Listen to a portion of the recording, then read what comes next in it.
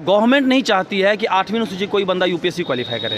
ये अगर स्टूडेंट को सिर्फ बता दे कि हिंदी में तुम्हारा सिलेक्शन नहीं होगा तो कोई पढ़ेगा नहीं। तो कौन किया है? आईएएस दिव्य कीर्ति, मान लीजिए विकास दिव्य कीर्ति कहाँ क्वालिफाई कहाँ यूपीएससी कहाँ क्वालिफाइड किया है? नीचे आप मुझे एक चीज़ मुझे बताइए कि हिंदी माध्यम कानूनी निदेशालय थी, वो अपना काम नहीं कर पा रही है। और अगर एक दूसरा कंडीशन ये ऐसा आ जाए कि अगर हम सिस्टम में किसी को लेना ही नहीं 8वीं अनुसूची तो कैसे कोई सेलेक्ट हो जाएगा ये बताइए। आप मान लीजिए खूब मतलब हिंदी जानते हैं, ठीक है, प्रकांड पंडित है आप, हिंदी में बहुत अच्छे मैंने स्कॉलर है, नेट क्वालिफाइड, जेआरएफ क्वालिफाइड है, लेकिन आपका सिलेक्शन हम नहीं करेंगे। आप कुछ भी हम नहीं मानते ही नहीं इस चीज़ को।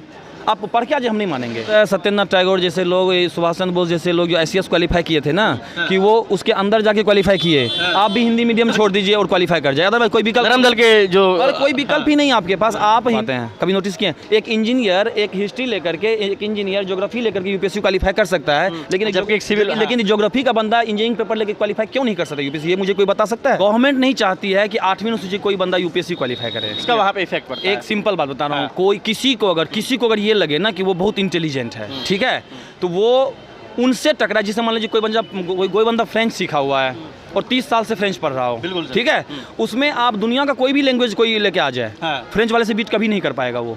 इसका मतलब ये होगा कि फ्रेंच वाला बहुत स्मार्ट है, बहुत नॉलेजेबल बंदा है। आप खुद सोचिएगा, अगर इंग्लिश मीडियम में, जैसे आप देखिए कि ईस्ट इंडिया कंपनी जो 1833 चार्टर एक में लाती है, उसमें स्पष्ट कहती है कि पूरा मतलब भारत के लोग भी सिविल सर्विस में जा सकते हैं, सेलेक्ट हो सकते हैं, नौकरी कंपनी कर सकते हैं। लेकिन 1847 में एक कॉलम आया है वहाँ पे 1847 ईस्वी में कि हम इंग्लिश को वरीयता देंगे, सेलेक्ट करेंगे इंग्लिश को वरीयता देंगे। आप मुझे एक चीज़ बताइए, इंडिया का कोई ऐसा जॉब का नाम बता दीजिए, चाहे वो यूपीएससी का मतलब 15-16 जॉब है यूपीएससी में, सिविल सेवा के अलावा कोई 8वीं अनुसूची कोई बंदा भर सकता है उस फॉर्म को? कोई मुझे बता दे, नहीं भर पाएगा।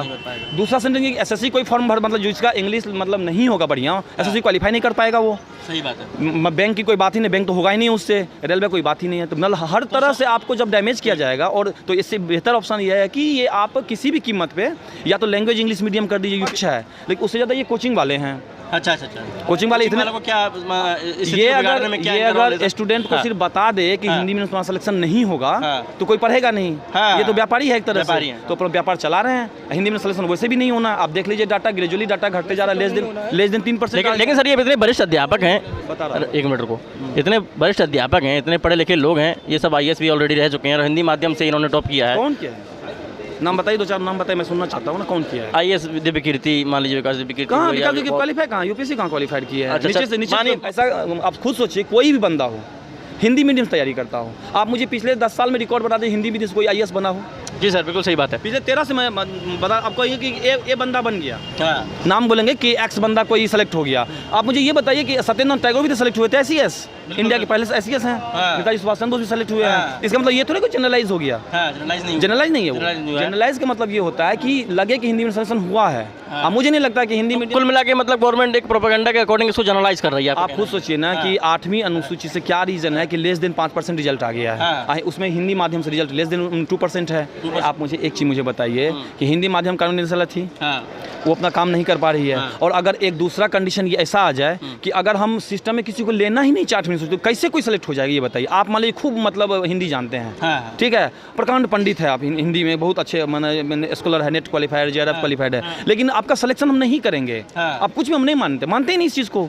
आप पढ़ के आज हम नहीं मानेंगे। सत्येंद्रनाथ टैगोर जैसे लोग, सुभाष चंद्र बोस जैसे लोग जो आईसीएस क्वालिफाई किए थे ना, कि वो उसके अंदर जाके क्वालिफाई किए। आप भी हिंदी मीडियम छोड़ दीजिए और क्वालिफाई कर जाए, अदरवाइज कोई विकल्प, धर्म दल के जो कोई विकल्प ही नहीं आपके पास। आप हिंदी मीडियम छोड़िए और मीडियम चेंज कीजिए और यूपीएससी दीजिए, कोई विकल्प नहीं है इसका। अगर किसी टीचर को लगता है, आप सोचिए एक भी टीचर पास है यहाँ का, जितने पढ़ा रहे हैं यहाँ पे, टोटल फेलियर है भाई साहब, टोटल फेलियर है। फेलियर लोग कैसे आपको बताएंगे कि हम पास कर गए? अरे भैया, जो आदमी यूपीएससी का तो ये पैमाना है कि जो आदमी एक बार पास कर जाता है दोबारा उसका पीटी नहीं होता है भाई साहब। और आप कैसे कह सकते हैं कि टीचर सब जब सब टीचर फेल है तो कैसे पढ़ा देंगे बच्चे को? और वो क्या बताएंगे बच्चे को? देखिए, ना मेंस का मॉडल आंसर दिया जा रहा है, ना पीटी का मार्क्स दिया जा रहा है, ना इंटरव्यू आपका मतलब 275 नंबर का इंटरव्यू 100 नंबर नहीं किया जा रहा है। इंटरव्यू होलसेल अथॉरिटी है, आप कैसे बाहर चले जाएंगे? कैसे अब सोचिए, अगर आपका किस्मत बहुत बढ़िया है तो भी आप आज के डेट में IAS, IPS, IRS, income tax 3 पद है ना यूपीएससी में, आईएफएस, ये आप 4 पद नहीं हिंदी में पा सकते हैं। अगर किसी को लगता है कि मेरा सिलेक्शन हो सकता है तो वो दीवार स्वप्न ना देखे, मीडियम चेंज करे और चुपचाप निकल। इंग्लिश बोलने वाले इंडिया में कितने % हैं? बहुत कम लोग हैं, लेस देन 3%। आप जाइए, भीड़ पे शासन कौन करता है? किस पे सर? भीड़ पे शासन कौन करता है? ये प्रशासन तो जो माइनॉरिटी होता हाँ, है, minority। जो किसी भी एंगल से माइनॉरिटी वो शासन करेगा। हाँ। ठीक है, तो अगर मान लीजिए हम छांटना हो तो मैं कैसे छांटूंगा? आप बताइए मुझे। यही रीज़न है। नहीं तो आप एक चीज़ मुझे दइए कि हम यूपीएससी के अदर जॉब कर नहीं सकते हैं, कोई फॉर्म हम आईएएस का फॉर्म क्यों नहीं भर पाते हैं? कभी नोटिस किए? एक इंजीनियर एक हिस्ट्री लेकर के, एक इंजीनियर ज्योग्राफी लेकर के यूपीएससी क्वालीफाई कर सकता है, लेकिन जबकि एक सिविल लेकिन ज्योग्राफी का बंदा इंजीनियरिंग पेपर लेके क्वालीफाई क्यों नहीं कर सकता यूपीएससी? ये मुझे कोई बता सकता है?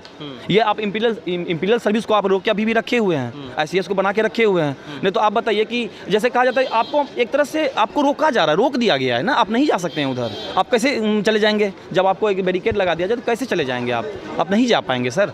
क्योंकि देखिए, जब तक आप ये नहीं चाहेंगे ना कि हमें सिलेक्शन लेना है, हिंदी में सिलेक्शन का आसान तरीका है, मैं सीधा बता दूं, आप एक काम कीजिए, हर पेपर जो आ रहा है ना, आप ये लिख दीजिए कि इंग्लिश और हिंदी में कहीं बड़ी मतलब अगर दिक्कत हो तो हिंदी मानी होगा,